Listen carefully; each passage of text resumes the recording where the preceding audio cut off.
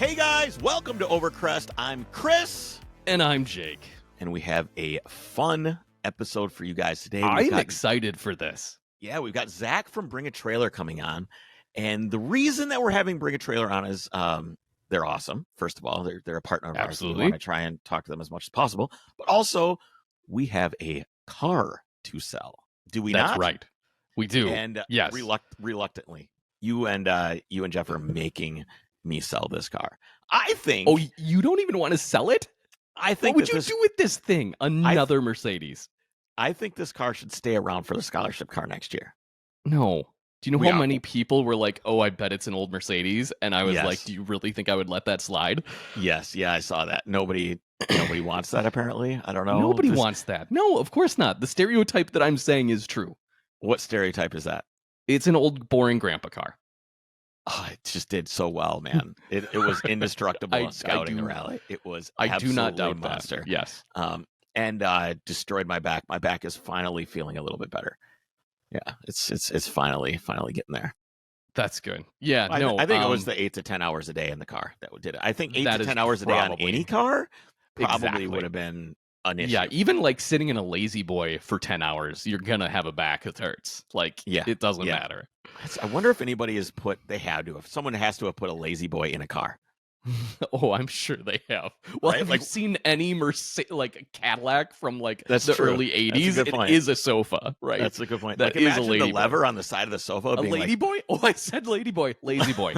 Totally different. Put a lady boy in your car. Totally different. I'm not putting any. And well, it's you're gonna have trouble living that one down. I sense stickers and. So I'm thinking of like, what would the lever do that makes the legs feet go up? Like, what would you? Would better that not be the e-brake. I wonder if anyone has ever like been old and confused it, right? Because you're so comfy, you think you're in your lazy boy. What, you're falling out of the chair lever. And you pull the lever? Yep. Oh, that's bad news bears. I don't think so. I don't think so. Yeah, man, we have Bring a Trailer. Who specifically do we have from Bring a Trailer, Chris? Zach Beatty. He's one of the OGs. He's been there for like 8 years. He's the director of auction operations and the customer experience. So we'll have to find out exactly what that means. Here's what I'm really excited about with this whole thing is, yes, we have this car to sell on Bring a Trailer. Yep. And I'm trying to think, I've submitted a couple cars to be auctioned off, but I never ended up selling them there, right? And I think there's many people, the majority of people, have not sold a car on Bring a Trailer. They've followed it or they've seen cars be sold. What I think is going to be really cool is getting this kind of inside perspective of what it's like to sell a car and what the process is like on Bring a Trailer. And of course, we can hear from the man himself, Zach, but it's going to be cool because I think we're going to document I have a lot of questions a little bit. Yeah, I'd like to, I want to help. Everybody's always, I think selling something on some of these auction websites, if you haven't done it, is a little bit of an enigma. Like, what do I do? It's also a little intimidating, right? Where do the pictures go? And like, yeah, I honestly have, I have a little bit of fear because these cars are well loved, and there's a lot of people that love these old Mercedes, and there's a lot of nerds. Okay, it's not as bad as selling an old Audi. Audi nerds are the worst nerds, I think. As far as picking it apart, or yeah, what? In terms of just being like, well, that's not the correct for sure. Yeah, Audi dudes are like. Maybe I'm just basing that off the Glacier Lakes Quattro Club, which is our Audi club up here. Just the hyper nerds. It's like if PCA wore a monocle. It's just like it's worse. Nerd. It's worse. Oh man. Yeah. Dude, did I ever tell you about the first time I went to a PCA meeting? No. So it's whatever you say next, I'm not going to be surprised by. So I joined PCA because I was doing a lot of photography for PCA back in the day and writing articles and different things. Absolutely. So I wanted to get the magazine. In order to get the magazine, you have to sign up. You have to be a member. You have to be a member. So that's the con, right? That's if you want the magazine. Yes. And if you want the local magazine, you have to sign up for PCA and then for the local chapter, right? Right. I said, why not? I just, honestly, I hate to even say it, I just did that because I had been a PCA member once years ago, and I just did it because we went to the local PCA show, and their like photographer dude was like, "Oh, Rhett's going to be on the cover this next month." Great, nice. I need want to get so. It's So not all PCA chapters are created equal, right? Ours, Sure. honestly, kind of sucks. There's a good little motorsport aspect to it, but the problem is it's all a lot of older generation at this point. I don't think it sucks. I don't have because a problem. Guess what, Chris? Yes. A lot of people, including a lot of members of the board, listen to the podcast. Oh, they do. Okay. Well, yes, I was approached and said, like, love the podcast. Here's the deal. I don't think it sucks. I enjoyed it, but it is an older generation. And I do have fear. Okay, so I've started to have this fear as you bring up the older generation thing. We have to watch the clock because Zach will be here we'll just see whenever he pops in. Maybe we can just bring him in. I don't want to go on too much. Because we are becoming the older generation. I'm scared of it. So when I think of older generation in cars, the most quintessential thing I think of is back to the 50s. 100%. Okay. Yeah. I think of the dudes dragging around oxygen tanks. Like for real. See that frequently. Frequently. And I see like the timeout dolls that are leaning on the cars. Yeah. You know what I'm talking about? It's a little kid. I do not understand it. We've talked about it before. Yep. It's the like creepy doll that, I do not understand. And they love that shit. Like a lot of the older dudes, they love that stuff. They love their Boyd Coddington style stuff. And and I've always kind of looked at that like, oh man, look at those old dudes with their old stuff doing old things. But guess what? And then I go, it's just generational. And I go, wait, what am I doing? Yep. That's going to be that. Like, what is 100%. It that I do? There is going to be something. I don't know. What is it? Analyzing. Like, what is it? What is my timeout kid on my bumper? What is yours? Yours is your stupid license plates or your Pet Boys roof racks and stuff like that, I think. What? Pet Boys roof racks. Okay. Yeah, with your little lights that look like they belong on a Ford Raptor that just visits Walmart every day. Uh-huh. I'm not commenting because most of those items are from sponsors. So, well, here's the deal. It looks your Cayenne has great taste for any modified off-road. Things. It's too many things. I've taken things off. I'll have to. Okay, because it had too many things. Like each individual item on your Cayenne. Back to like no items on the roof rack. Okay, it's very clean. I get more comments driving that car than even the orange car. It's very frustrating, actually, to me. Like, you look like your Cayenne used to look like you went in the closet and got dressed blindfolded. There was just too much going on. Like you just this color shirt. You know what that is? It's Johnny Depp. I need another accessory before I can leave the house. yeah, exactly that. I'm glad to hear that. I need to put on 5 more bracelets. Yeah. So I walk into this PCA meeting, and I'm standing there, and I'm trying to like talk with people, and people were basically, well, first of all, everybody's wearing a sport coat, which I just bought a sport coat the other day, so maybe I'm getting old. Yeah. They're all sport coat wearing, like we're drinking wine and we're, cheese. They're professionals. Okay. Anyway. They probably just came from work, Chris. What? These are executives. These are well-off, successful people. What the issue was. And you don't like them because of that. It was not that. I tried to talk with people. I would talk with people, and they would talk about themselves a little bit, and then they would turn their back on me. Okay. And this happened 5 or 6 times until someone goes, hey, that's Chris that works for Panorama. And then all of a sudden, I was everybody's friend. Yeah, that's what you didn't like is the dichotomy. He's got an early 911. Oh, yeah. He's everybody's friend. I didn't like that. I didn't like it. The dichotomy. And it was a huge, and from that night, I didn't go to another event. I've never been to one. I've gone to a couple of motorsports things to hang out with the 311 RS guys. They're always there doing things and making everybody else look slow. But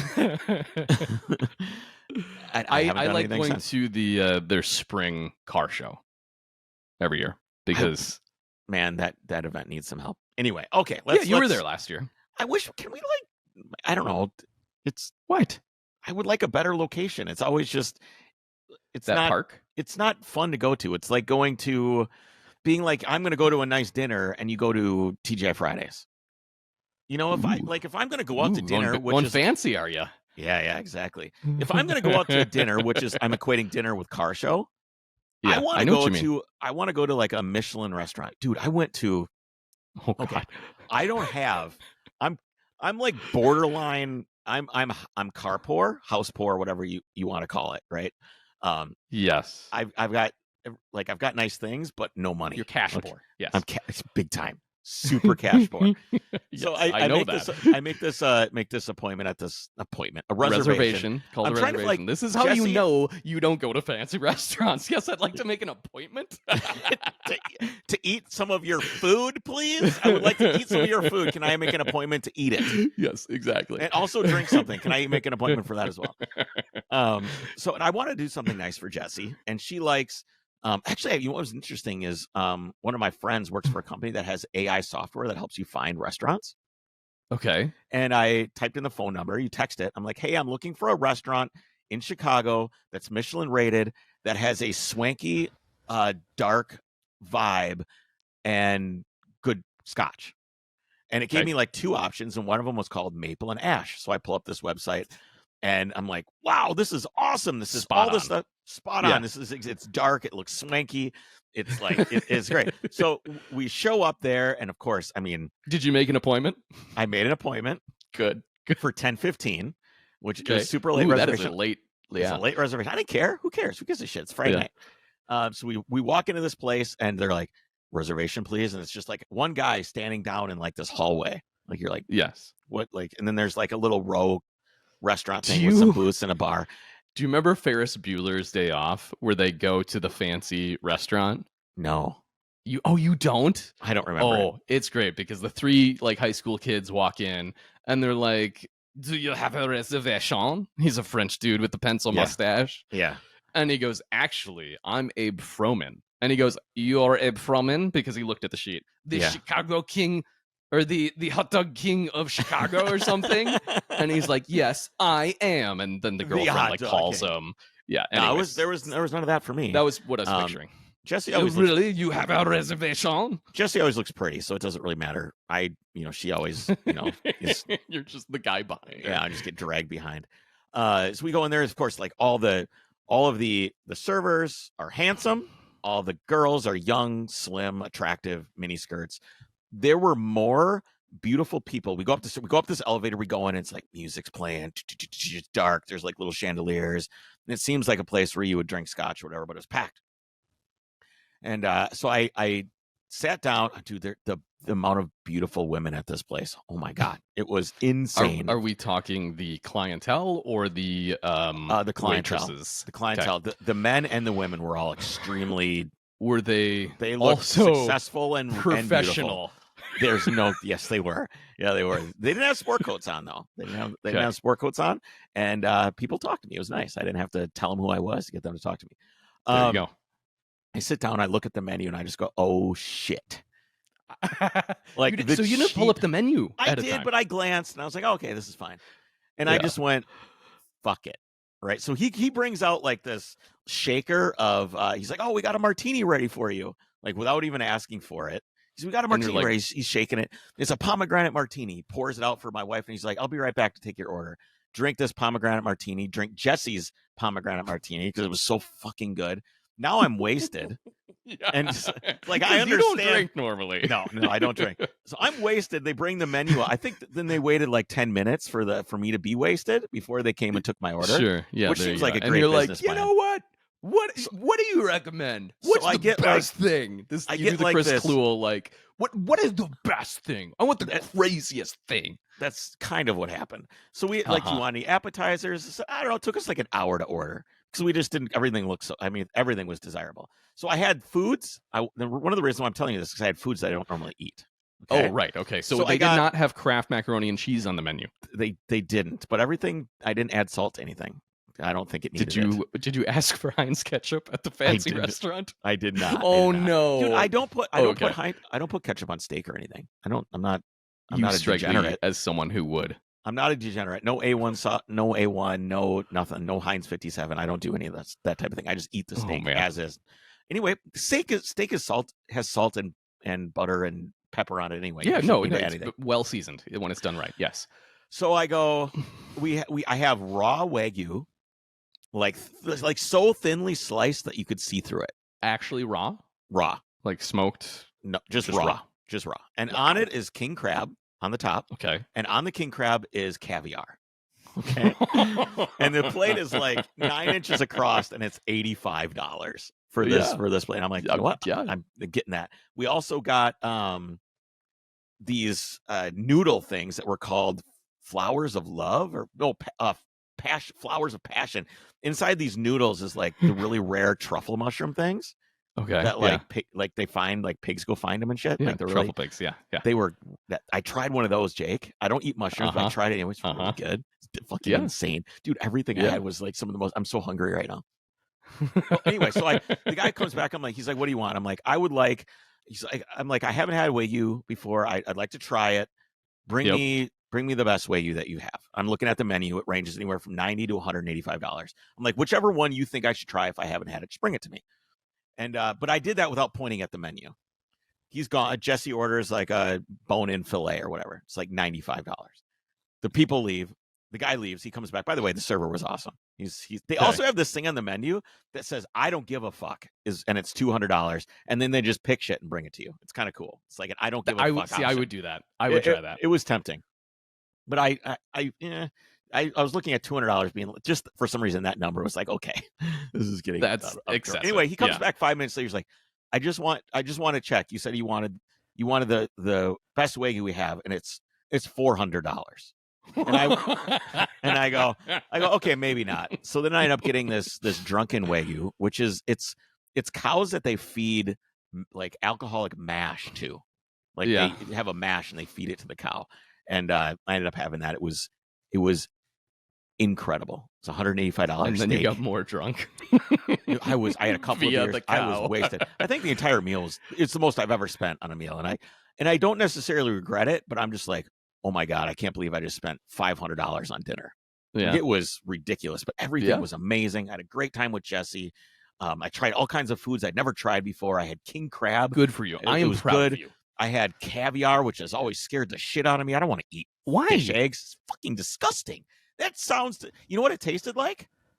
Nothing. It didn't taste like much of anything at all. It was just kind of like actually very good. Then really, yeah, because you don't want it to taste too salty or too fishy. No, it was kind of like an adornment. It's generally for the you want it for the texture and well, the texture flavor, was fine. I mean, I could take it or leave it. I was like, this is whatever. I'm eating baby fish. That's kind of weird, but okay. Why is it that the more expensive food gets, it just gets weird? Like, oh because you're eating fish babies. Common. It's rare. That's like with anything else. Why are the stupid cars they only made 15 of? Why are those the expensive ones? I got it. You got it. You got me. I'm with you. You know 100%. What I do want to try, and I think you should too. So we should go to a nice sushi place because you've never had sushi, or maybe you just haven't liked it. But I want the puffer fish, where like if they cut it wrong, you're dead. Yeah, I don't want to try. 100% would do that. You have 100% children. Would do you it. Can't. You have a child. You can't do that. That's no good. I have life insurance. It's fine. Probably not as much life insurance as your wife has, is my guess. That is very true. Yeah, it's the same not situation worth nearly as much. It's the same situation over here. All right, we have Zach coming on here in a minute. But I think before that. Oh yeah, go ahead. No, I was going to talk about Petrolbox. Before we talk about Petrolbox, what do you think that Mercedes is going to sell for? Let's get you on the record right now. And ask me any questions you need to know, and I'll answer. I know everything, so I can answer them for you before you guess. Okay, what do they on average go for? So color is very dependent because there's lots of bad colors. Mileage somewhat dependent, but not. How many miles does this one have? 255,000 miles. But it's not like it's not the end of the world as long as the car's maintained. It's a rare color, very rare color. It's all Euro. They sell anywhere from $6,000 to like $15,000. If you have a wagon, they sell for a little bit more, but like $6,000 on the low end for like. I would be.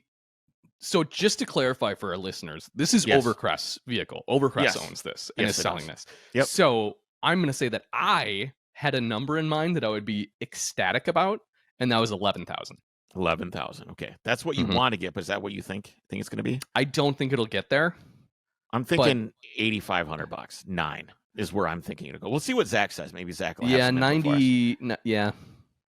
All right, tell us about Petrolbox. What do we got? Well, Petrol Box does not cost that much. No. It is only $19.95. You can head over to My Petrol Box right now. It doesn't cost that much, but it is the Wagyu A5 of boxes. No, you know exactly what it is, Chris. What is it? It's the $200 I don't give an F option. Oh, because yeah, guess there what? you go. You don't know what you're getting, but true. You know it's going to be awesome. Yeah. Exactly it's true. that. It's very true. So mypetrolbox.com, head over there. It is a monthly subscription, of course. It makes a great gift. Every single month they have awesome gear, including an enamel pin. They have stickers. They have generally apparel, whether that's maybe a hat or a t-shirt or a sweatshirt we've gotten before. You get detailing supplies, some type of cool tool or gadget. It's always really exciting, cool stuff to open. It's like Christmas morning every month. And it's just awesome stuff. And it's a great deal. $19.95 a month. Otherwise, the Petrobox Premium gets you even more gear for $39.95 a month. Use code OVERCREST at checkout, though, Chris. Do it. That'll get you $6 off. And it helps us, of course, as well. All right. Let's talk to Zach about this Mercedes and everything you need to know about selling a car and bring a trailer. And I have a lot of questions that aren't about process. All right. We will talk to you guys in a minute. Zach, dude, thanks so much for coming to hang out with us on the podcast.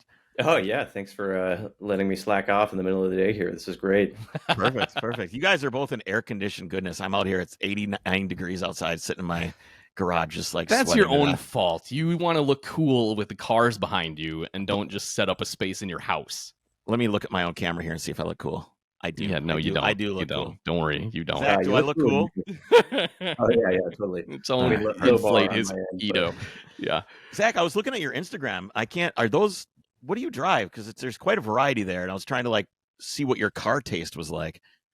Variety is a funny word. And also, you're probably the only person in the world looking at my Instagram based on the traffic there. But I guess I laugh at variety because I keep buying more or less the same experience over and over. So, the site I think has a ton of variety. My personal taste or what I like to own is usually more in the line of high revving, naturally aspirated, and seemingly mid-engine, occasionally rear-engine cars. So we're talking what does that include? Like an S2000 or a Honda? That's NSX not mid-engine, Chris.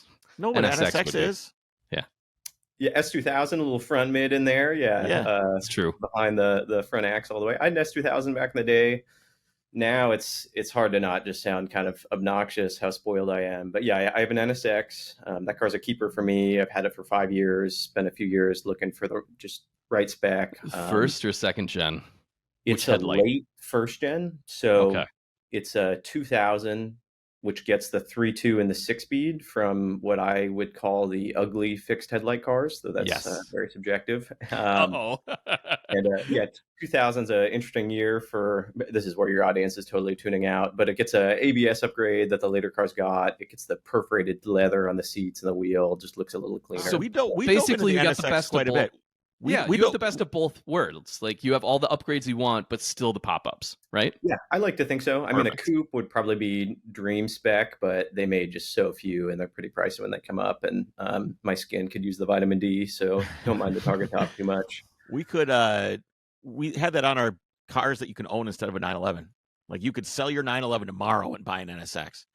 And you could, and I would recommend it. I replaced a 993 with it, which was a really nice car, but what I would kind of describe as maybe a dad car. You squeeze the kids in the back seat. It was just never thrilling. The best Honda's part a safe choice too, right? Like you think Honda is a safe choice is a brand. Yeah, but it's not. It's not like an Accord. No, but it's a safe supercar choice, right? Man, I've had so much fun in early Accords with manual transmissions. I really think whoever is working at Honda just clearly enjoys driving, and I feel like all their cars really embody that. So the inputs are always great. I feel like their engines are always eager to rev, even at the what people would call the lower end kind of Civic EXs or Honda Accords. I still think they're really enjoyable to drive. So all right, so I enjoy the Integra quite a bit. Like a what is a GSR? I think was what I would probably get. I think that's still is that somewhat attainable? Obviously, a Type R is no, but I could get a GSR. Yeah, right? Well, it's funny to say attainable because you have to find a good one, and it seems like all the GSRs are completely clapped out by now. But we've had a couple for sure. A couple people in the office have had Integras. One, Robert here on the curation team, has a Type R right now that I drool over. It's fun to park side by side with him in the NSX. I valeted one of those once. It was epic. Yeah, that was like I remember I was like probably 20. This is a story of why you don't want to valet your car, isn't it? Oh yeah, totally. Yes, do not valet if you have a car like that. I just remember I didn't know what the car was. I was 20. So this had to have been, oh my God. So I'm 42 right now. So this is like 2003, 2004, kind of this period of time. And I get in this Integra. I'm like, oh, it's a Honda Acura thing. I didn't even really know what it was. I get in, I look at the tachometer, and I go, are you serious? This tachometer goes to whatever it goes to? I'm like, sure it does. First thing I did, I got around the corner and found out immediately. And sure enough, it classic valet. Yeah, hit the red line. Gotta hit the red line. I don't care if that thing just been sitting for the last 6 or 7 hours. I'm gonna do it. Well, controversially, I actually still valet my cars because I had that gig in a past life, and I always just felt it was so condescending when guys with nice cars would insist on parking themselves. So another benefit of owning a Honda, when the valet hits $8,000 in first gear in the parking lot, it's still going to start when you need to drive out of there. True. Yeah. I valet my car as well, and it's fun when because there's only one guy on the team that knows how to drive stick usually. Mm-hmm. So I pull up in the 911, and the one guy that knows how to drive stick always gets to drive the cool cars, and it's always a good time giving them that experience. Like as long as nothing happens to the car, I don't really care. Right? Like, I don't really care. You're better off not knowing. Should I make another Ferris Bueller's Day Off reference? Because we're hitting on them today, I guess. Yeah, there's always I just that. Block out the odometer every time I drop it off. Exactly. So 993 to NSX, that's a pretty significant difference in car. And there's no looking back. You're cool with it. I kind of think with 911s, the older the better for the most part. So that was some of my gripe with the 993. It just felt heavy, and I had an S, has 285s in the rear. I mean, that's just way too much tire for that car. Then to replace that, I got a 72 Albert Blue, same color as yours. I've seen that. I drove that around for a little while, but no longer with me.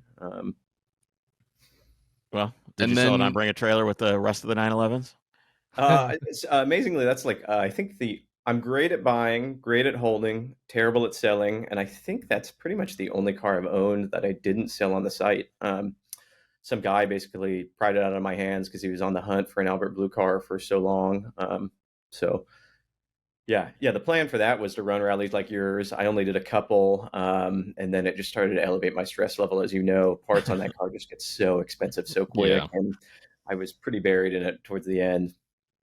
Yeah, it's amazing seeing the parts prices going up with the cost of the cars, and the labor goes up with the cost of the cars, and the cost of ownership just becomes increasingly difficult. Like, I was out, we did a little film that we did to announce our scholarship, and I'm doing burnouts in this parking lot, just like ripping around next to this retirement home in the 911, just this drone footage car, which ended exactly how you think it did. They called the cops for sure. Yes, but while I'm doing this, I'm just thinking like, this motor costs $40,000. What am like? Is this a good idea? What am I doing? I never used to think stuff like that, and it's kind of a bummer. Yeah, it's hard to justify look at your student loan debt in the back end of your car and want to rev that to $8,000. So I get it. So Bring a Trailer, man. You're the director of auction operations, which I'm assuming that means that you make them not broken, and customer experience, which means everybody has a good time. And I think for the most part, everybody has a really good time on Bring a Trailer. And I think that's probably one of the keys to your success is it's a lot of, I've sold one car there. It was a 1983 Ford Escort in baby blue, automatic transmission with like 38,000 original miles on it. And AM only radio. AM only radio, no AC, crank windows. I made him drive it around for a while.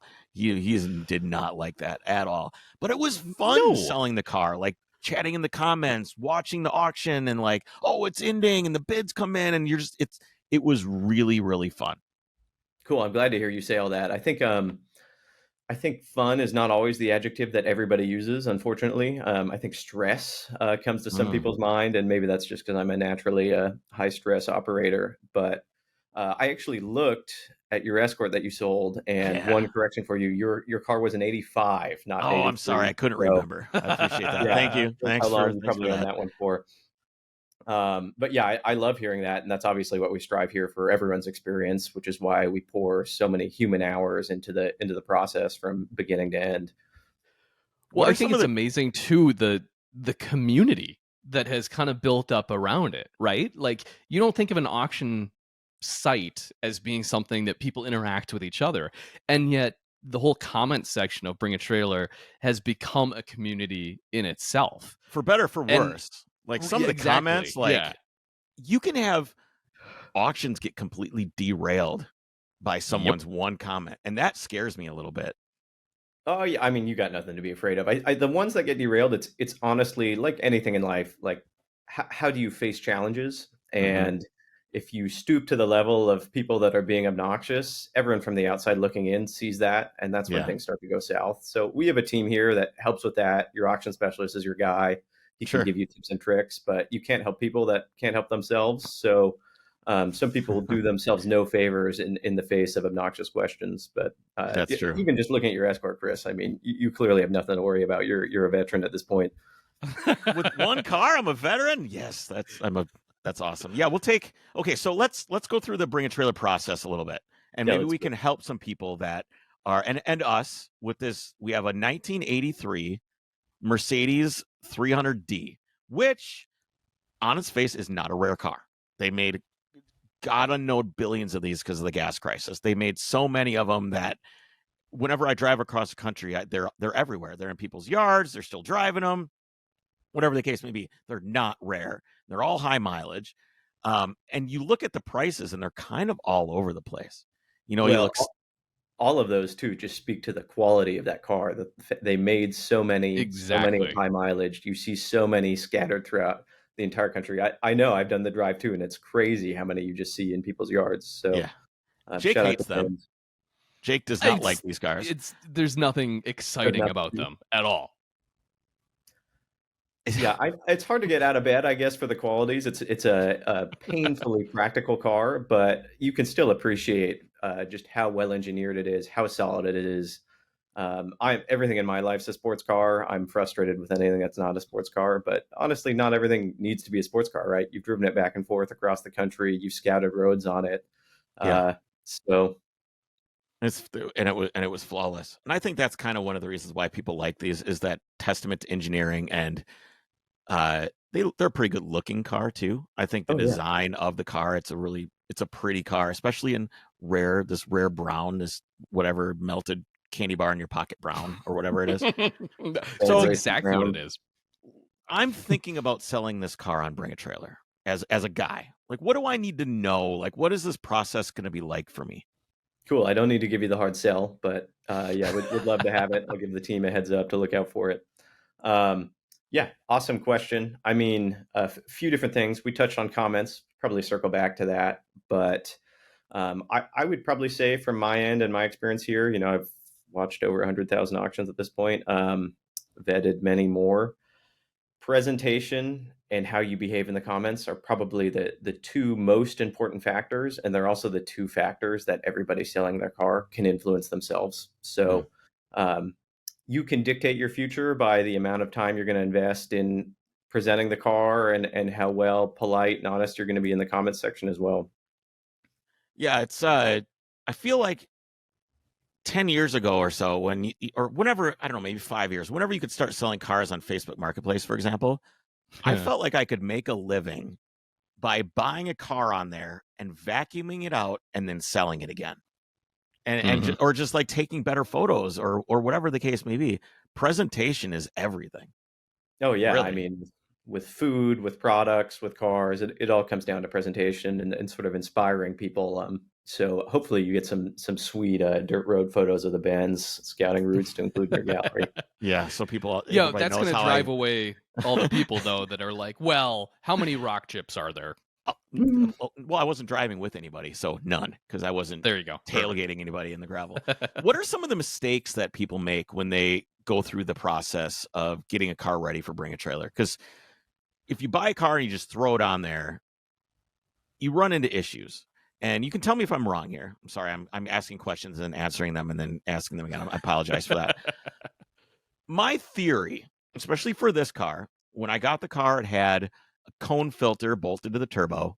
Like the whole airbox was gone. Had a big stereo in it, subwoofer, multiple components, tweeters, amps. It had like an aftermarket stereo with like a cigarette lighter adapter hanging out the side. Any car, and this goes for not even bring a trailer. Any car that I get, that when I'm ready to sell it, I do almost everything I can to depersonalize the car. I wanted to make it seem like it wasn't owned by a particular type of person. Is that fair to say that that's worth the effort? Because I'm spending a ton of time and money working on that. I mean, I love the way you condense that. Depersonalization, I think, is great. But the flip side of that is also humanization, especially like an old car. To Jake's point, man, your Benz does nothing for him, but maybe the story behind it would actually sort of spark something inside of him and motivate him to bid on something that he's a little less stoked about. But again, those are fringe buyers. That's not necessarily who you're marketing the car to. So, right. Man, my heart lit up when you said swapping that aftermarket Alpine out for a more original stereo, particularly with older Mercedes R107s. The first thing I look to when I'm looking at them is, man, is the original stereo there, or is it some lame digital Panasonic? Because it really is a Panasonic in this thing with dolphins. It's got dolphins and Formula One cars driving on the screen. Oh my God, 2001. Yeah. Unfortunately, I've seen hundreds of those in my day, and Panasonic's now a trigger word for me. But I think that's super smart. Wheels in particular, the guys that aren't motivated enough to swap their stock wheels back on, even though they have them laying in the garage. What are your thoughts on like OEM Plus wheels? Like I have Rono Pentas on this thing, which are period correct for the car. You know what I mean? Like they belong there, or should I put the bunts back on and keep these wheels for myself? OEM Plus, you guys warned me that you're able to swear on this podcast.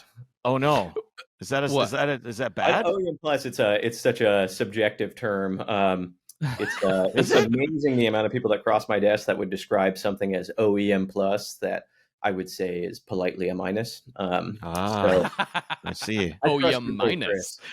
So on some cars, certainly period wheels. Randy's R5, for instance, with the Gotti wheels, they look fantastic. BBSs, I mean, in an ocean full of G-body 911s sitting on Fuchs, it's kind of cool to see something a little bit different in a period. Maybe get your HREs off of your 348 Ferrari and swap the original 5-spokes on. That's probably my opinion there, but it's a totally subjective call for sure. What are your thoughts on doing something with reserve or no reserve? Like, do I want to put a reserve on the car? Do I not want to put a reserve on the car? Well, I'll let you answer, but I have a follow-up question. Cool, Jake. I'm braced for it. But I mean, everyone's financial situation's like a little relative to them. Obviously, it's a intimidating thought to sell something at no reserve when you have maybe most of your net worth tied up into your car. So I get why people are hesitant, but honestly, it is a better strategy. No reserve listings, see more engagement. We've listed over 110,000 cars. We've listed nearly 30,000 of them at no reserve, and seeing something sell way out of line of market really isn't something that happens. So in terms of downside risk, if you have a car and you've mentally moved on and you want to really try and optimize the result, I mean, I think no reserve is the best possible strategy there. So honestly, to you, Chris, like if your Benz bids to a fair figure, do you really want to stare it down with a reserve that's maybe a little above it, pass on it, go back? I want it to go away. I want it to go away. Exactly. You moved on. Yeah, I want to move on, even if it's owned by Overcrest now. So maybe I can't speak to what the other boys think, but I want it to go away. I would like some of our investment back regardless. So, my follow-up question, Zach, it's, the reserve I think of almost as like buying insurance for the sale, right? Because you're putting kind of a detriment, or I guess this is my question. Is it a detriment to people bidding? I mean, it certainly seems like it, but do you guys have any stats as far as like, well, people that have a reserve have X% less engagement, or, you know what I mean? Like, is there any hard and fast rule about why it's a benefit not to have that's a smart question, Jake. And I think there's so many other variables that it's it wouldn't be clear from the data on just view count. It's not only your make, model, it's condition, it's mileage, it's transmission, it's spec. So it's hard to say if you listed with a reserve, you would have a worse result. I don't think that's necessarily the case. And for some people, kind of bearing the risk of a pretty pricey car and it just not being quite its day, I understand. So yeah, in terms of downside protection, especially on modern cars, you can always go to CarMax, figure out what a low wholesale number is, and then go, okay, on my 2013 Boxster, I know I'm getting 40 grand and leaving with a check if I drop it off over here at CarMax. So maybe I should just have that as a reserve for the peace of mind it offers me. I think it seems like it's better for live in-person auctions, because it's when you're on Bring a Trailer, you're there for like, what is it, a week? Is the 7 days? Is that the common? 7 days. Okay, so you have 7 days for people to think about it, right? You got 7 days for people to engage, bid, think about it. When you're at one of these auction houses, you got 10 minutes to think about it, 15 minutes to think about it, and it's much more. I think it's much more emotional. I don't know that I would want to sell a car live. I guess it's just different. I mean, there's probably benefits to that as well, depending on what the car is in terms of marketing, everything like that. But I feel like a reserve is really probably better in that environment than it is yours. I think you'd feel better. I mean, yeah, you get the Coors Light fluent in the room, and the Barrett Jackson ladies telling you to throw up your paddle. That probably helps for some cars, but you're totally right with just the size of our audience, the amount of time and eyeballs that you get over 7 days. I mean, do you recall how many views your Escort had, Chris? No. Are you looking at it? 17,000? 17,000 views on your automatic 85 Escort sedan. Well, I can guarantee you that it wasn't 17,001, because Jake hated that car. So do you know the story of that thing? What we did with it? Do tell. Okay, so I bought I got in a package deal. So I bought a 73 Ford Pinto Squire wagon with like 40,000 original miles. And the guy also said, I have this Escort. Would you also like to buy that? I'll give it to you for $4. And I go, okay, yeah, sure. So I ended up, me and Jake flew out and we picked up, I didn't tell him what car he was getting. Here's the problem. I didn't even know where I was going. He didn't have no idea. I go to the ticket counter at the airport and they're like, I'm like, I have a ticket for me. And she's like, where are you going? And I was like, this is going to sound like I'm a terrorist. I have no idea where I'm going. Like, this is red flags all over the place. Yeah. So Chris told me nothing. Appleton, Wisconsin. Yeah. Is where we end up going. But yeah, I put him in this Escort and he was so disappointed. We have a YouTube video of it. It's there's a whole film. Best of the worst. The Ford Pinto and the Escort. A YouTube video of Jake going to the airport. Sounds more interesting than we do. No, we didn't have the film crew there, but we didn't have that. But we do have the full. We took both cars to the track to see which one was faster. The Pinto. Just like we found like a teeny circle track in the middle of nowhere, Wisconsin. Yeah, I see. Lax tech inspection rules, I imagine. It was big time. We pulled in. The guy's like, so fun. Go ahead, and then he walked away. That was it. It was so awesome. Good. Oh, and ends up the Pinto was faster in the end. It was, yeah. Believe it or not, even with the high output on that Escort. Oh man, yeah, 17,000 views. That is a lot. That is a lot of views. What does a 911 get? If an Escort gets 17. Yeah, it depends on the year. Obviously, a 996 is going to be less than your Albert Blue car, but average across the site's probably around 10,000 views. And then I think a lot of the G bodies, especially a G50 coupe with good photos, is probably 20,000 plus. And dang, that Escort pulled some tail, didn't it? Oh yeah, apparently. Yeah. Jeez. Right. So Zach, I'm curious. You've been with Bring a Trailer for what? Not since the beginning, but quite some time, right? I'm just after the inception. So I've been of our auctions. So yeah, Randy on the side in 2007. I arrived. It's been about 8 years now for me. So I think I'm rounding out my PhD here in Bring a Trailer. So everyone kind of, at least a lot of our listeners, know Bring a Trailer as it is today, right? Where did it start? Like, what is the history of Bring a Trailer, if you would?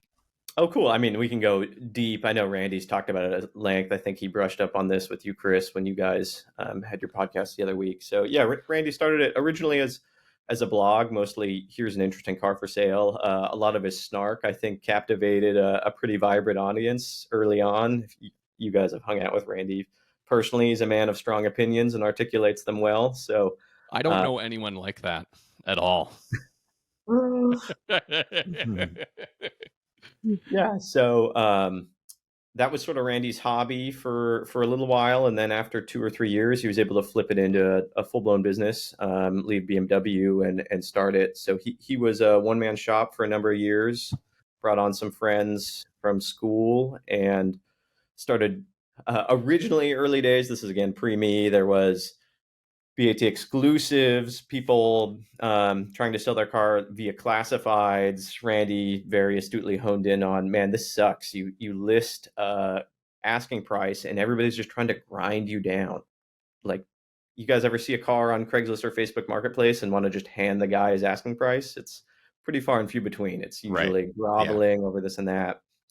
Also, so many people would email at once when something was listed at a pretty reasonable number. Auctions were just sort of a natural transition. So yeah, they brought Howard on in 2014, and then July 14, coming up on our anniversary here, Randy sold 3 of his personal cars: the Boss E30 M3 and the Bluette Step Nose, and we're off to the races. So yeah, then I came on in 2015, early lot number, helped Randy and Howard, and here we are.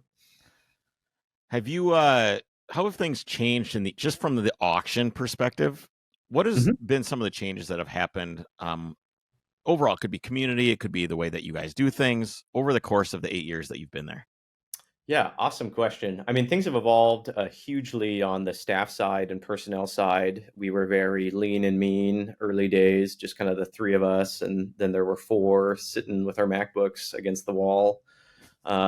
And now we're a full-blown 160 plus company, really buttoned up, tight ship. So that sort of internal staff thing is pretty incredible. The growth of the community is also, I mean, no other way to say this other than insane. We had our millionth user sign up a few weeks ago. So pretty amazing just to see the growth there. One meaningful shift for me, I think, is the way I'm able to interact with customers now compared to the early days. I think we had a little new kids on the block mentality, a little scrappier, trying to not necessarily sell people, but convince why Bring a Trailer is the right marketplace for their cars in the early days. We didn't have this rich 100+ thousand car data to pull from to say, hey, seems a little pricey for your 996 based on these 6 we've sold. It was a lot of telling this guy with this TR3, 15 is kind of where this one needs to be, even though I don't have any links to send you. So the data collection and customer interaction is certainly a lot different today than it was 8 years ago.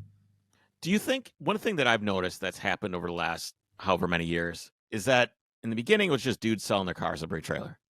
Now it's dudes giving cars to a company that will sell your car on Bring a Trailer for you. So you guys have created this whole cottage industry of prep your car for Bring a Trailer so you can get the top dollar for that car. Like, I know a guy who just sent his car to one of these places and they did all kinds of shit, which you have to pay for, obviously, but repainted the front bumper, they dry ice the underside of the car, the thing looks like brand fucking new, and then it goes up for sale, and then they take, I don't know, what is it, 8 or 10%, 11% of the final auction price. You guys have created an entire economy surrounding selling cars on your website. Do you think that's a good thing or a bad thing? When should I sell my car like that? Or when should I not sell my car like that? When should I do it myself? What do you think of this whole thing? I mean, I think it's amazing. It's what luxury to drop your car off somewhere and say, just send me the check and not have to do anything, right? So there are a lot of guys out there that are happy to eat a healthy fee just to never think about it again and have that land in their bank account. And then there's a lot of guys like you that are literally getting in there, pulling off their headlights, pulling out the stereo, putting in some elbow grease themselves to prep it and get it for sale. So yeah, little relative to people's personal circumstances and how busy they are in their personal life. But from the business perspective, I think it's amazing. We have all these volume sellers who are awesome and pleasant people to hang with, which I'm like, see them at events, stoked to go to dinner with them, would be stoked to do your event with them. Car enthusiasts themselves have have just a huge wealth of knowledge, not only in terms of specific models, but also of selling on BAT to help all these people that maybe sell a car every 5 years. Right. So right. yeah, I think it's awesome. I'm all for it. How many cars do you guys turn down? I mean, you guys must have, here's my like Chevy. We have like guys that apply to the rally with like a brand new Chevy Silverado. And I'm Nice. like, no, like that's an obvious no. But how do you guys deal with turning stuff down if people get upset? Thank you for telling them no for me. It saves me a little bit of work. What's the criteria for a car that gets on Bring a Trailer?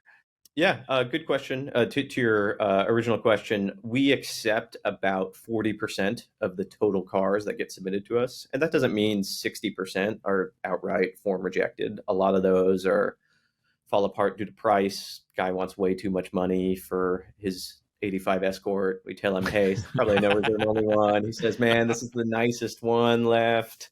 Yep. I need an $11,000 reserve.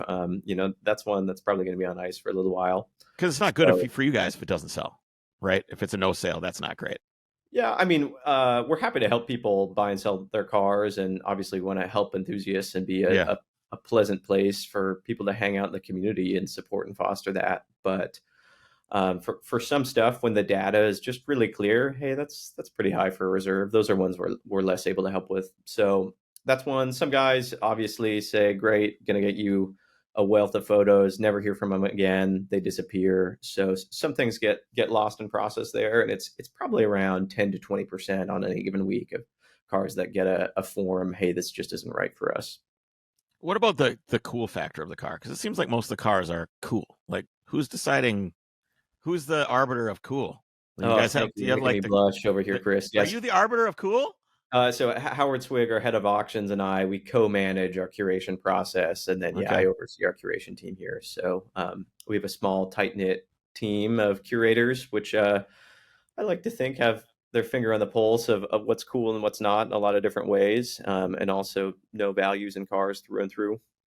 So how do you feel about essentially being someone that has, not only do you have finger on the pulse, but you've got like the paddles, like if you guys want to start like affecting the market in a certain way and accepting more of a certain car, then not saying you guys do this, but that you do have the power to have control over the market in some way if you're deciding what's cool, right? I think so. I mean, we can't motivate people to the market doesn't always align with people's expectations. So pull up the C8 model page right now and watch these tears of blood stream down my face as every next 23 Z06 keeps missing reserve. Bronco Raptors for a while were selling strong and suddenly weren't.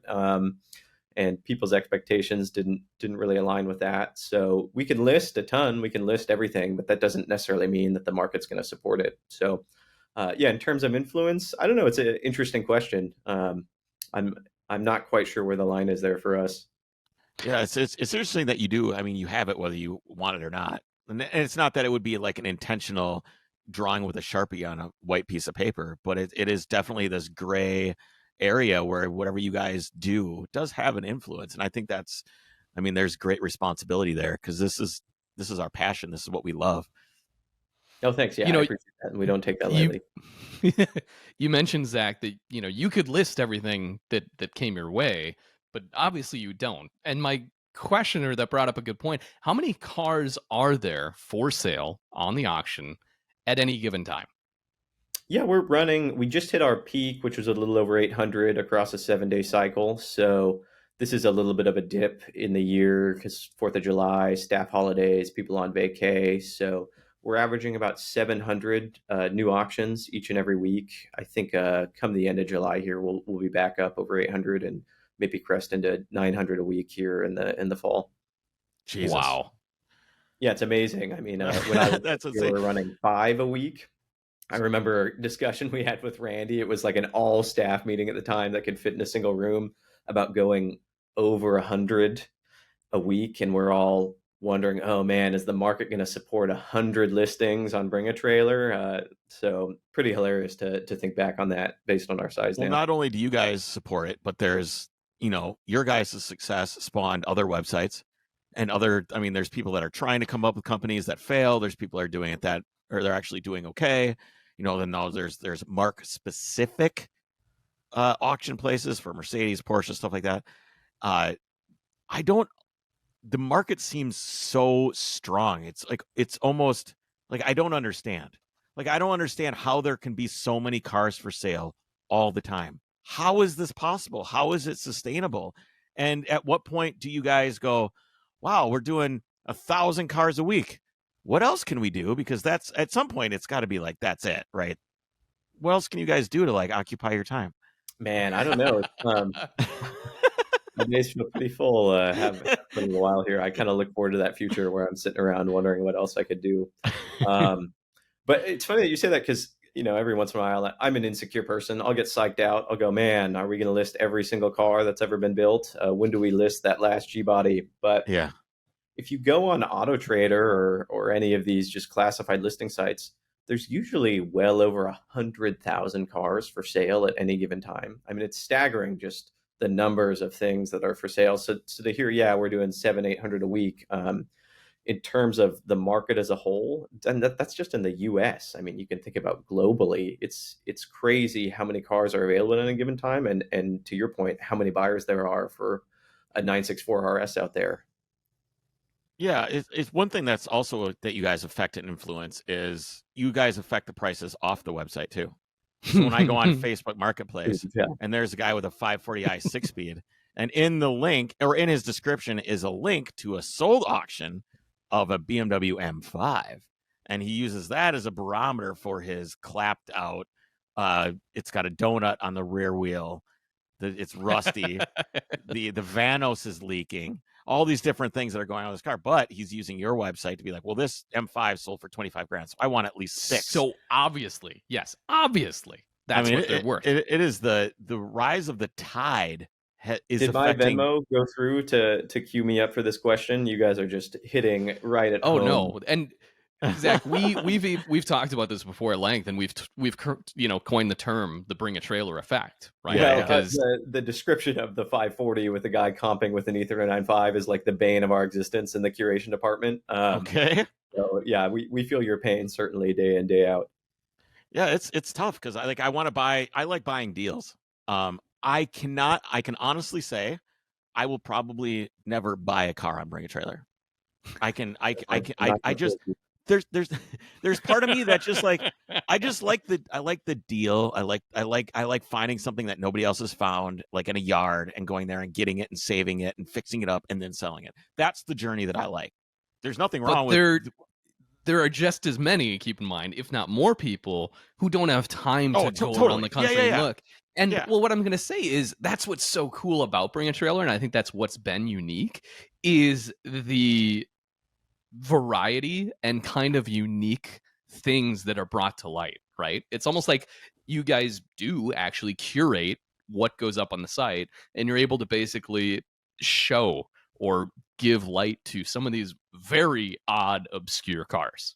Yeah, and telling the story is a huge part of that, and can make a car that's relatively uninteresting become interesting. You can do that through presentation or your ownership with it, taking it on rallies, stating that in the listing. But it is funny that you say you're deal hunting, because even here in the office, I mean, I'm watching everything close day in, day out. There are a few. Full, and there's some things that sneak by that you're like, oh, dang, I wish I was in on that. There was a W124 wagon, a diesel with a salvage title that sold for like $2,800. Like, and it was just like, it needed some work, but it was a diesel and it was a wagon and it was a manual. And I'm like, damn, I missed that one. Stefano's the other week that me and Robert in the office were kicking ourselves watching it sell, I think for 26 grand. The seller said, you know what, I'll just cut it loose there. So yeah, had a few needs, but awesome buy and cool car. Yeah, I just reminds me, I almost same thing with a Emola yellow B6 B5 S4 Avant that went way below what I thought it was going to be on Bring a Trailer. And I was thinking, yeah, I should maybe throw a bid in there, and I didn't, and it didn't go any higher than when I was like, I should. Nobody wants yellow cars. Yeah, I bet yellow cars have the worst sale rating on Bring a Trailer. 100% the you think opposite. Yellow's worse than purple? You think all the prowlers are popping up? Oh, that's a prowler in the first place, right? Do people want those things? Yellow's the worst. Speed yellow. No good. No. Interesting. Oh, I think yellow has its place on a few cars. Many school buses and taxis. Yeah, there's a yellow GT3 downstairs for me right now. It's probably not my first choice, but it's down there. I'd take that. I only bring this up because Jake and his wife love yellow cars. So I'm just honestly We've had I see. a yellow car. Yeah, it's just kind of a 996 turbo RS4. Yeah. Dude, Zach, what else, man? You think that's it? Did we cover all our bases? What No, do you think? Here's the thing. I have another question. We talked about, how you guys are able to curate these really unique items, because now it's not just cars. Keep in mind too, you also have like parts and other just strange things. You guys have sold like tractors, right? Boats. Yeah, here's my question. All the hoods that just went for charity?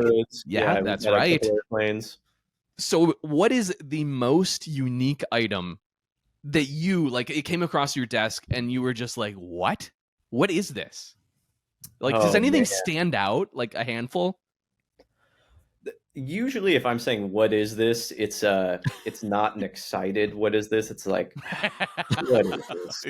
So yeah, a lot of sculptures, a lot of wooden art floating across my desk occasionally. Not a lot of that making it to the site, but some of the stuff is cool, like the wire sculptures that we're seeing. Some are like a 1-to-1 scale of an F40. Would I put it in my home? Probably not, but I don't quite have the square footage for it anyway. Yeah, I'd have to sleep on it.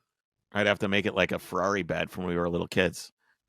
But for me personally, I mean, the things that really ignite me are like cars with interesting ownership history. Like we had Mario Andretti's C5 Corvette the other week. It's like, that's awesome. You can have an X Andretti C5 Corvette for $30,000. That seems like such cool value. Right.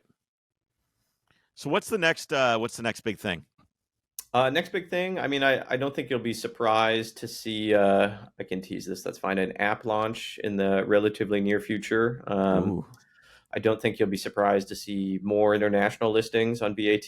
I mean, there's just so many sick cars in Europe, and also just with the 25-year import rule ever inching up, more cool cars that can be legally imported here. So will you guys be assisting with the import process? Because that's the hardest part. I would love to. Yeah.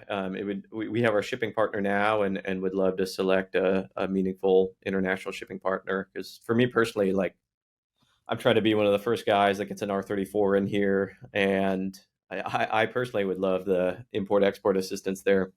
Yeah, it's a pain in the ass. I've looked into shipping cars. I wanted to get like a 2-door G-Wagon, one of the older ones that has like the seats bolted to the floor, like super utilitarian. Awesome. Yeah. I'd love to do that, but I'm just like, I don't know how to import this without dealing with some dude from New Jersey that's trying to rip me off on the import fees and stuff like that. To have like, if that is something I would buy from Brand Trailer. Not a lot of chief diversity officers in the import export world. I hear you. Yeah, no, there absolutely is not. Antiquated blue collar industry for sure.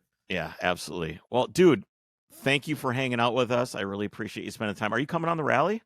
I would like to. I don't have a car that can handle the dirt. Everything I have. You don't have to drive. It doesn't have to be dirt. I know this is a. There is asphalt only routes. Yes. Is it? But is that like lame? This is all Chris's fault. This is all Chris's fault. This is totally a misnomer because everyone takes photos and video of like the gravel section. That's because there is a large contingent of people that only take the asphalt route, and it's just as amazing, the route. I'm sure it's really great. And this is, again, my own insecurities, but I think there's something inherently lame in showing up in one of the fastest cars on the event and then not doing the dirt stages. You can't because my man, your car is too fast and you can't get traction on the gravel, right? Nope, you gotta. I'm harping on this because it's a big misnomer that people are like, "Well, I don't want to go on gravel." We do have not only gravel only. Well, the last thing I want to do is perpetuate misinformation. But for me personally, so go for it. There's something about driving sports cars on gravel. It's even if they don't belong there. The driving experience and the physics of it, it's there's nothing like it. It's fun. Oh, and everybody freedom. I mean, it's an amazing feeling. Yeah, sideways at 30 miles an hour instead of sideways at 50.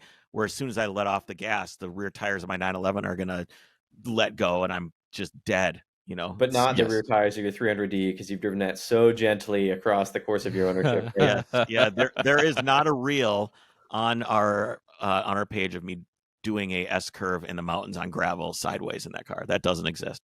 Nice. Well, that vid will honestly look awesome in the listing, so I hope you include it.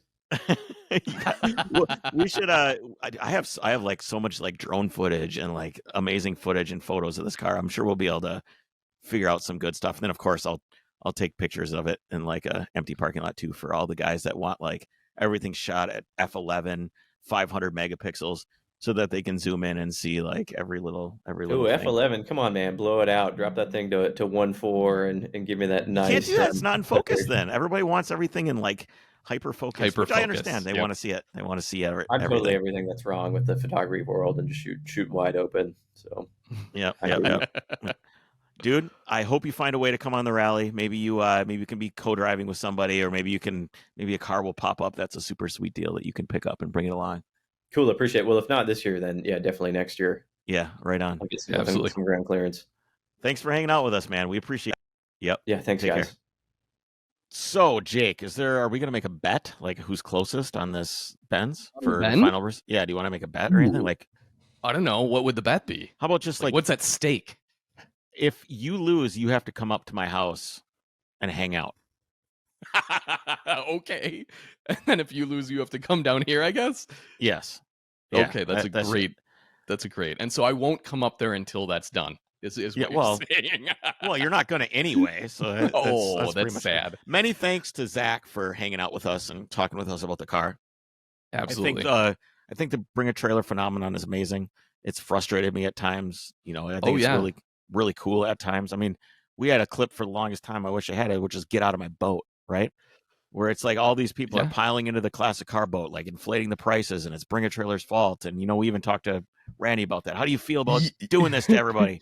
And it's funny. It's more like they work very hard. Don't get me wrong, but they are a product of what people want. They want to buy these cars, and they're just like, it's like an ice cream stand.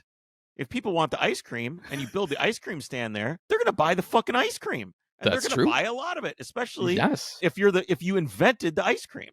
Well, and if there's maybe some rare ice cream or popular ice cream, that's going to get more expensive there. Yeah. I heard the mint chocolate chip is overpriced, though. Don't buy the mint chocolate chip. It's overpriced. Really? It's going to be cheaper next week. I don't believe it. I don't believe it. You know, it's not a bubble. A lot of people are saying the mint chocolate is a bubble. I think it's still going up. Although, you know, the freeze dried as opposed to the regular, the dots, the Dippin' Dots. Correct. Yeah, that's better. That's you know, better. You got to differentiate. Well, I thought, speaking of bubbles, I really thought that the 911 is the 911 stuff leveled out a little bit.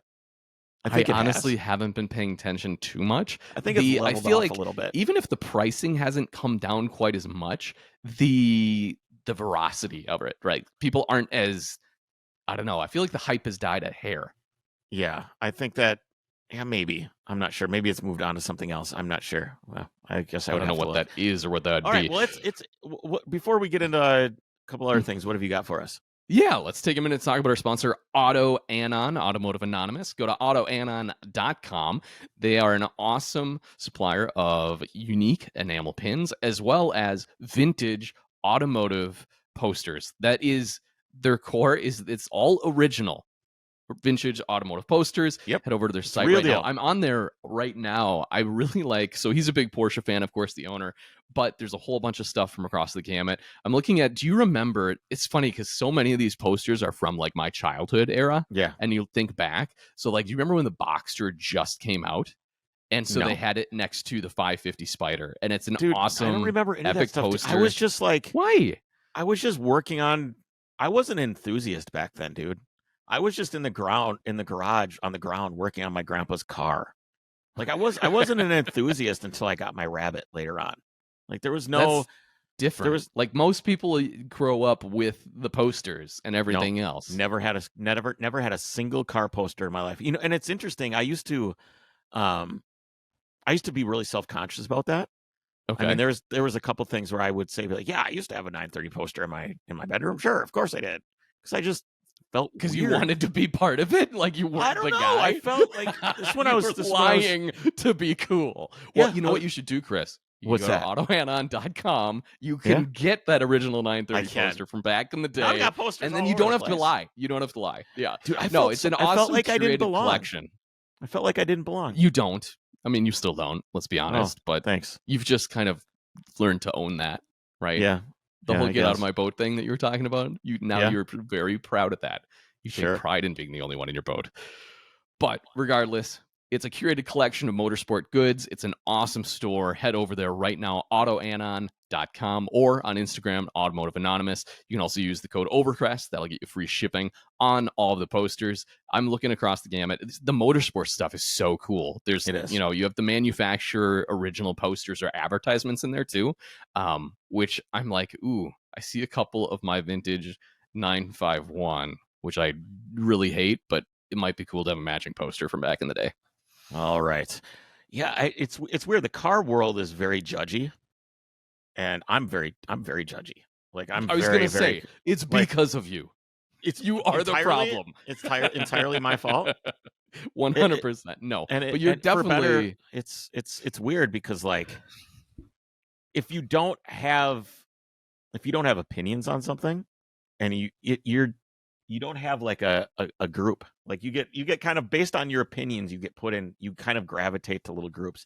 It's almost like gravity, right? In space, where you have all these different celestial bodies of human beings that like cars, for example, and certain elements kind of like start to kind of coalesce together and make different like things in space. And it's kind of like that with car people too. You kind of form these opinions, and then you kind of like, it's almost like it's your car click. It's your little click. It's like little blobs of water that just start going bloop, bloop, bloop, and they stick together. That's exactly why all the air-cooled guys had been shunning, all the water-cooled guys until that's become less of a thing now. But I think that the internet has alleviated that a little bit, and it's one of the things when that's what caused it. Yes. Well, no. These echo chambers. No. It was before. No. Before the internet, you had your crew, and your crew, you all liked the same thing. You were a gasser, you were a racer, you were a muscle car guy, whatever. And I think the internet has alleviated a little bit. And when we started doing the rally a long time ago, the number one thing I wanted to do is I didn't want it to be a Porsche event. Right. We wanted more variety. And this was hard the first few years. This comes from, so there was a club here called Volksport back in the day. Okay. And I got kicked out of that club. And when I got kicked out of that club, I founded. I was a shit, man. Holy cow! I was abrasive. I was rude. I didn't like authority. Don't tell me what to do. I'll shit on your post. So if I want more to. So than today. Oh, dude! Like I am Santa Claus in comparison. And I don't even remember why, but I eventually. Someone was like, I want to be a photographer, a car photographer, and I was like 20. And like working at Best Buy. I was like, I want to be a car photographer. And these dudes went, you suck. You'll never do it. And then they banned me from their website. And I went, oh yeah? And I started Euroworks, started doing rallies and car shows. That website no longer exists. It shut down because Euroworks ended up dominating it. And the reason the variety became huge. Like I didn't want to just look at Volkswagens anymore. I wanted to see other things. And Overcrest was the same way. I'm like, when we founded Overcrest, I'm like, I was so in the Porsche world at that point, kind of like when I was in the Volkswagen world back then. It's like, I don't want this to end up, and granted, this is core foundation. It is Porsche, especially with the rally and stuff. I understand that, but I also want to see other things. Right. I don't. I don't want to get outside of that clique. Yeah, I don't love Rennsport. I don't love it. I like Lufka Cult because I enjoy the people a lot. I really enjoy the how people it's curated is and how it's curated. It's very, very unique. Yeah. But like, I don't, and it's one of the reasons why I don't like the PCA show. Because like, I don't want to go see a bunch of. I don't really. Is this weird that I don't really care about the cars that much? Like, no, I know what you mean. Unless it's really special and really unique, and someone could tell me a story, right? Then I'm interested. We're uniquely jaded though too. Like we do this in and out every day.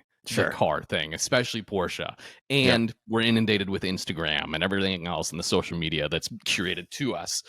Most people want to see these cars. or they want to show off their own car, right? Is really what it is. And there's nothing else going on. I really feel like we could do better than a parking lot at a park for a show, and it makes me sad. Well, I like the people that were there hanging out with a lot of friends that I saw. And all right, I feel like I'm being too negative right now. You are. I know. I'm sorry. No, it's meant to be positive. Like, we're bringing a bunch of different groups together. Like, the BMW guys are coming, Mercedes guys are coming. You know what we could probably do less of? Huh? Or Mercedes, like old Mercedes. There's I'd be not fine enough with less of that. There's not enough old Mercedes. Less is fine. And on that note, dude, this car right here, if you're watching on video, this car runs freaking mint now. The driven to death car. Yep. It runs. So do you want me to you want me to start it up for you? It's like a bonus. Okay. Let's say goodbye and then you go start it up. Okay. But I want to hear first real quick. So you figured out why that float was always flooding. Yeah. Or why the carb was. It was some little other It was like there was like a burr. Plugged. There was a burr that was keeping things from sealing up. Yes. Okay.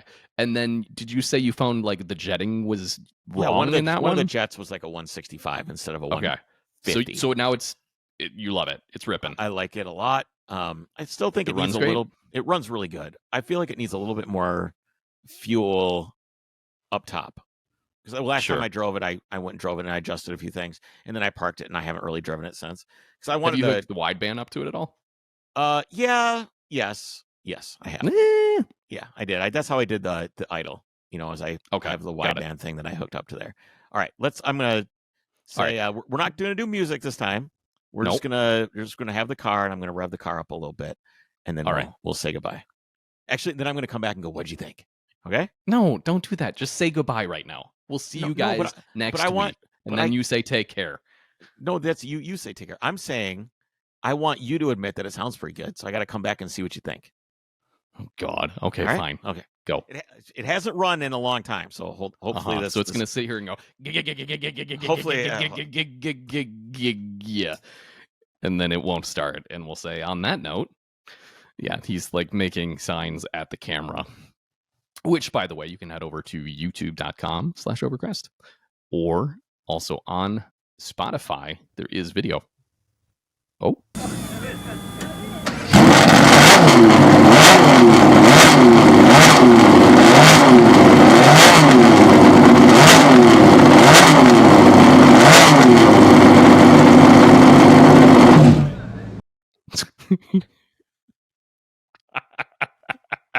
Warm.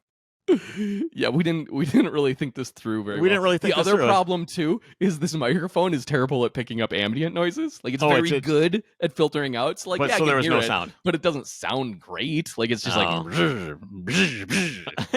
that's all I got. It did start right up. I was surprised by that. That was nice. It does run really, really nice. Anyway, that's awesome. That's it. Many thanks to Bring a Trailer for coming on and supporting Overcrest and being part of what we do. They believe in us, and I'm so humbled by that. All of our partners that do. It's incredible. And as much as I've made fun of Bring a Trailer, all the guys there are the real deal. They really are. Yeah, and it is really cool hearing from them and seeing how. I look forward to having you at my house when that car sells for $8,800 rather than you coming to my house. I'm saying 8,800. What are you saying?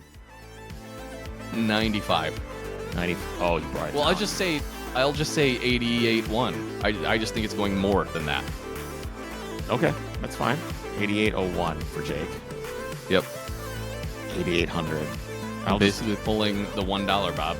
Yeah, fine. That's fine. That means you'll just have to come over to my house if it sells for more. And if it doesn't, then I'll come hang out with you, which is something I would do anyway because I'm a good friend. No, you're saying it goes for 8,800 or less. Right. So if it goes less than that, I'll come over. And I'm just saying I would do that anyway because I'm a great friend. I like seeing you and hanging out. So. And then, so basically, if we make more money, then I come up. Yes. Okay. All right. We will see you guys next week. Take care.